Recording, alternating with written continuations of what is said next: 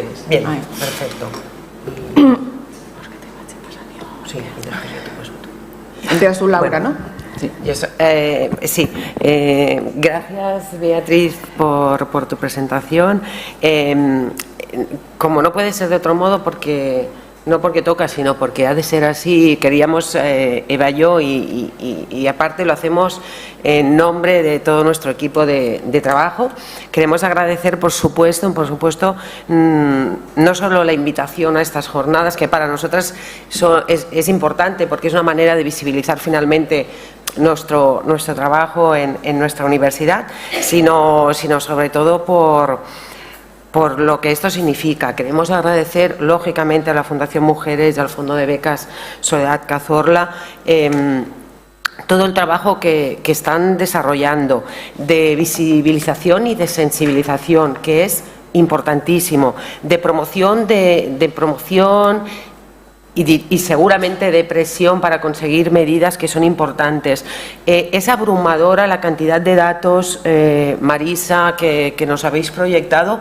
Nosotras venimos de la universidad, que nos gusta trabajar con datos, porque los datos son los que después te permiten hacer una diagnosis correcta y plantear a posteriori, ¿no?, medidas que puedan revertir ciertas situaciones. Es impresionante el trabajo que estáis haciendo de recopilación de datos y de promoción de iniciativas como las que hemos visto legislativas, que para los que conocemos un poco cómo funcionan los procedimientos legislativos, sabemos el valor y la importancia que tienen esos procedimientos y lo difícil que es a veces llevar a cabo iniciativas de este tipo. Así que felicitaciones, agradecimientos, pero sobre todo agradeceros el acompañamiento que es lo más importante finalmente que estáis haciendo a todas estas familias.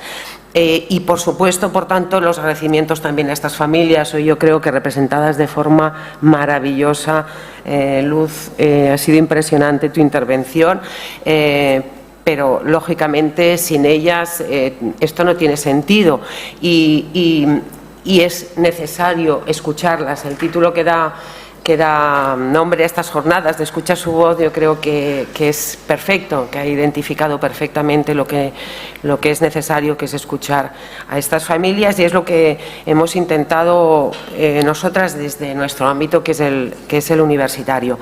Eva y yo estamos aquí en representación de un grupo mucho mayor, que después intentaremos un poco mostrarlo, pero estamos aquí para explicaros un poco cuál ha sido nuestro trabajo de investigación, un pequeño trabajo que empezó en 2019, en el que, y con un título muy aproximado al que tenéis aquí proyectado, intentaba un poco empezar a detectar, ¿no?, cuáles eran las necesidades y los derechos de estos niños y niñas que pierden a sus madres. Es un proyecto que empieza en 2019, por tanto ya hace un tiempo, y que aparte nos permite, lo que nos hizo en su momento mucha ilusión, nos permitió ponernos en contacto con la Fundación Mujeres y de repente encontrar, esto tiene un valor importantísimo a los que estamos en la universidad, encontrar entidades que están haciendo aquello que tú quieres investigar, o sea que esa alianza fue maravillosa. Os explicaremos un poco el proyecto de 2019, también sobre todo sus resultados, y después también en la parte final de nuestra intervención os queremos también explicar un poco cómo seguimos andando, cuáles son los siguientes pasos que queremos hacer en esta investigación y las alianzas y las colaboraciones que hemos conseguido. Bueno, intento avanzar rápido porque al final lo más importante es saber un poco qué hemos hecho. Bueno, ya lo veis que el objetivo general de esta investigación, que empieza en 2019, es justamente analizar cuáles son las repercusiones del feminicidio y cuáles son, en especial, las necesidades, ¿no?, y los derechos de todos estos hijos e hijas y de sus familias. Somos conscientes de que ese entorno familiar está directamente afectado ante el asesinato de las mujeres. Queremos, por tanto, visibilizar esas situaciones de injusticia y de desigualdad silenciada. Ese silencio que tiene múltiples dimensiones, ¿no? Ese silencio que se genera en entornos en los que se produce un asesinato de una mujer por violencia de género, es un silencio que no podemos perder de vista. Silencio individual, A veces las familias intentan no hablar. Bueno, Eva nos explicará muy bien este concepto, pero es un silencio que también lo encontramos a nivel social. Y también es un silencio que se reproduce a nivel institucional, ¿no? Cómo se invisibiliza a veces, cómo se silencia estas situaciones. Bien, finalmente, ¿qué queremos? Pues promover finalmente esta justicia social. Y cuando hablamos de justicia social somos conscientes de la función que también la investigación y la universidad tiene para con la sociedad.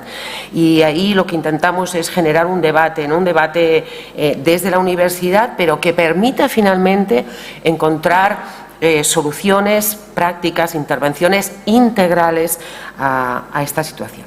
Bueno, finalmente los objetivos específicos de esta investigación tienen como dos fases. Una primera, que es la que se desarrolla con el proyecto de 2019, y una segunda en la que empezamos a trabajar ahora.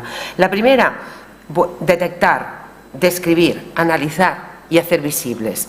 Os explicaremos cómo y cuál es la metodología que hemos utilizado para justamente encontrar, ¿no? y detectar estas situaciones finalmente con el mismo objetivo, ¿no? de aportar soluciones, aportar ideas, aportar contenidos, ¿no? a la solución de estos problemas. La segunda fase, que es un poco la que queremos sobre todo trabajar especialmente a partir de ahora, es de elaborar conjuntamente con instituciones, con profesionales que se dedican a estos temas, estrategias de intervención integral. Esta necesidad de buscar, ¿no? Complicidades, coordinaciones, ¿no? desde las diferentes disciplinas que analizan y que intervienen, ¿no? y que abordan estos casos, para nosotras es esencial, sobre todo para evitar esto que denominamos polivictimización o revictimización. Habéis hecho alusión, Marisa, antes a este concepto. Yo estamos convencidas de que es un concepto que ha de tener consecuencias, más allá de decir hay revictimización. Algunas consideraciones previas, y paso muy por encima porque al final estas consideraciones previas lo que intentan es acotar un poco nuestro objeto de investigación. Trabajamos sobre la noción de feminicidio, siendo conscientes de que desde que este concepto no está todavía incorporado en nuestro ordenamiento jurídico, de que es un concepto que todas identificamos perfectamente, que nos permite a todas saber de qué estamos hablando, pero de que no está recogido en nuestro ordenamiento jurídico. Es cierto que empiezan, bueno, ya hace un tiempo, ¿no? que algunas legislaciones a nivel autonómico ya recogen en su legislación sectorial, ¿no? en la legislación que regula la violencia machista o de género, bueno, diferentes, ya sabéis, conceptos, recogen este concepto y ya empiezan a definir qué se entiende por feminicidio, y empiezan a ir incluso un poco más allá, incorporando otras figuras como feminicidio vinculado, feminicidio extendido. Después intentaremos ir un poquito más allá en estos conceptos. Bueno, finalmente, nuestro objeto de investigación gira en torno al feminicidio, entendido como una muerte de la mujer consecuencia de la violencia de género. No voy a dar más vueltas. Y, eso sí, en el ámbito de la pareja, ¿no? Fijaros que utilizamos el concepto de violencia machista porque la legislación catalana utiliza el concepto de violencia machista y se aleja un poco del concepto de violencia de género. Es por eso que nosotras en nuestro trabajo de investigación utilizamos este concepto de violencia machista. Y finalmente nuestro trabajo de investigación gira en torno de este concepto de violencia machista o de género como un continuum, ¿no? Y es una idea que nos gusta recuperar. Un continuum que tiene diferentes dimensiones, que hace referencia por una parte a que se trata de una violencia que no solo se acaba en la mujer, esta idea a veces muy individualista, si queréis, de la violencia de género machista centrada en la mujer que sufre esa violencia, sino que se extiende, lo sabemos perfectamente y no voy a insistir o ir más allá en esto, también a su familia, por supuesto a sus hijos e hijas, pero también al resto de la familia. Un continuum que también hace referencia temporal, una violencia que ni se inicia ni se acaba con esa violencia, ese asesinato de la mujer, sino que encuentra su causa mucho antes de ese fenómeno, ¿no? de ese momento en que se produce el asesinato, pero que también permanece después de ese momento, y un continuum que finalmente hace referencia también a que las consecuencias del feminicidio producen, fijaros, y reproducen las desigualdades de género y la violencia en la sociedad.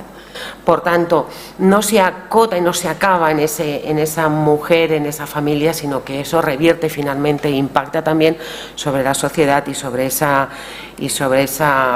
ese sistema, ¿no?, de subordinación patriarcal que tenemos todavía hoy.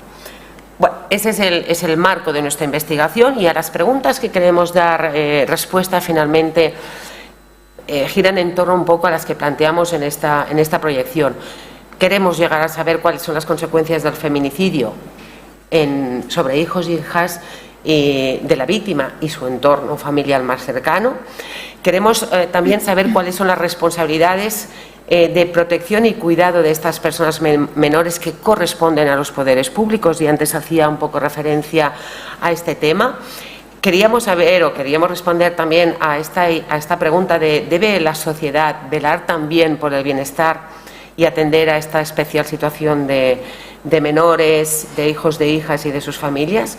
Y para acabar, ¿son exigibles estos compromisos? Y esto me lleva a un tema que es una ventana abierta, ¿no?, que es el tema un poco de la responsabilidad de los poderes públicos. Pero responsabilidad no en términos abstractos, sino responsabilidad concreta.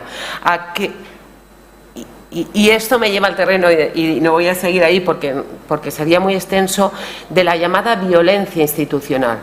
Cuando estamos revictimizando a las víctimas desde las propias instituciones. Habéis dado 1000 ejemplos de esa revictimización.